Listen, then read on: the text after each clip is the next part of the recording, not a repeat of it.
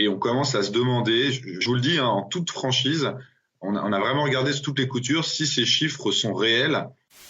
Je me demande tout simplement s'il n'y a pas un bug dans les données, puisque je vous dis, on a du mal à expliquer pourquoi dans toutes les régions de France, au même moment, depuis début octobre, on aurait une explosion des cas.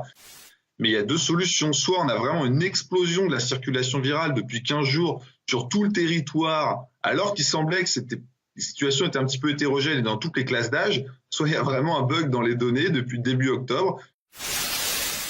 Bonjour docteur, épidémiologiste, spécialiste de santé publique. Aidez-nous à mettre ce chiffre en perspective. Ça veut dire que la situation empire, même si j'imagine que 30 000 cas, ce ne sont pas 30 000 cas graves. En fait, je vais être tout à fait honnête avec vous. Nous, ça fait 3 jours qu'on fait travailler nos équipes sur ces chiffres parce qu'on est très, très, très surpris de ces chiffres. Depuis début octobre, on a un phénomène très particulier qui concerne l'intégralité des régions et des départements de la France. On a une espèce d'explosion du nombre de cas et c'est très, très difficile à expliquer. C'est pas mis en corrélation avec le nombre de nouvelles visites aux urgences. Donc, on se pose beaucoup de questions sur ces chiffres. On a écrit à Santé publique France de manière indirecte pour leur demander des précisions. Et on commence à se demander, je vous le dis, hein, en toute franchise, on a vraiment regardé sous toutes les coutures si ces chiffres sont réels, parce que c'est très étrange ce qui se passe. On a une explosion dans des départements différents où pourtant on avait des cinétiques virales qui n'étaient pas les mêmes. On retrouve le même phénomène sur tous les départements, ça concerne toutes les classes d'âge. Donc il y a vraiment une espèce de phénomène systémique dans ces données qui est très particulier. Et j'avoue qu'on a du mal à l'expliquer, c'est totalement décorrélé de toutes les autres courbes.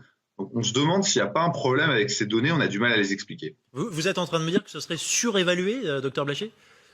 Je me demande tout simplement s'il n'y a pas un bug dans les données, puisque je vous dis, on a du mal à expliquer pourquoi dans toutes les régions de France, au même moment, depuis début octobre, on aurait une explosion des cas, une explosion du taux de positivité, alors qu'on a des villes qui sont sur des cinétiques qui sont assez différentes, que ça concerne toutes les classes d'âge. Donc on se pose des questions depuis 1 à 2 semaines sur ces chiffres-là, qui sont pas en corrélation avec les visites aux urgences, les appels SOS médecins. Donc je dis pas que ces chiffres sont à remettre en question, je dis qu'on observe quelque chose de bizarre sur ces chiffres-là.